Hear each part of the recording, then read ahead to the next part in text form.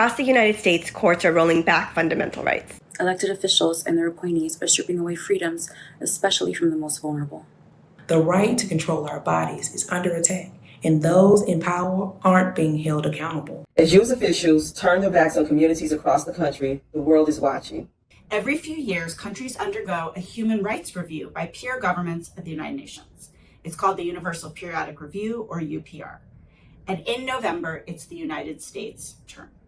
This is the first UN review of the U.S. since the Dobbs decision ended Roe v. Wade and stripped federal constitutional protections for abortion.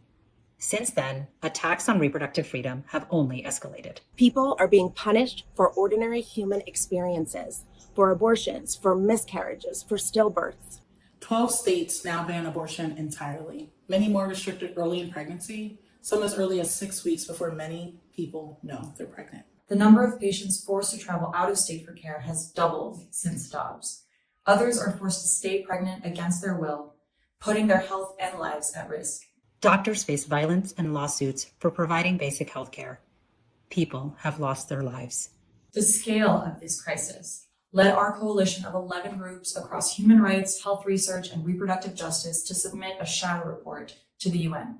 It documents the erosion of sexual and reproductive health and rights in the U.S., along with testimonies from people living through it. The facts are clear. The U.S. is failing to uphold its human rights obligations when it comes to reproductive health and rights in the United States. Across the country, patients face overwhelming barriers. Many are forced to travel hundreds of miles and spend thousands on transportation, lodging, childcare, and on the abortion itself.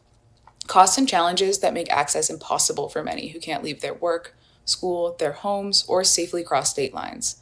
In Texas, a patient with a non-viable pregnancy was denied miscarriage care. She was told to leave the state and forced to stay pregnant for weeks, endangering her health and fertility. In Louisiana, a doula helping a 12-year-old incest survivor to navigate shifting abortion policy restrictions instead of ending a life-threatening pregnancy. Young people are especially at risk, as minors in some states can no longer get court approval without parental consent. And for undocumented people, checkpoints and surveillance make reaching a clinic nearly impossible without risking detention or deportation. In another Texas case, a patient began miscarrying at 17 weeks. Doctors told her it would be a crime to intervene. They waited 40 hours for the fetal heartbeat to stop. She died of preventable infection. These are the real life costs of unjust laws. The Universal Periodic Review is a rare chance to hold the U.S. accountable on a global stage. Because reproductive rights are human rights, and we can hold more than just the federal government accountable. We must demand that our local and state elected officials protect the right to bodily autonomy for all. Join us in fighting for reproductive freedom, dignity, and justice for everyone.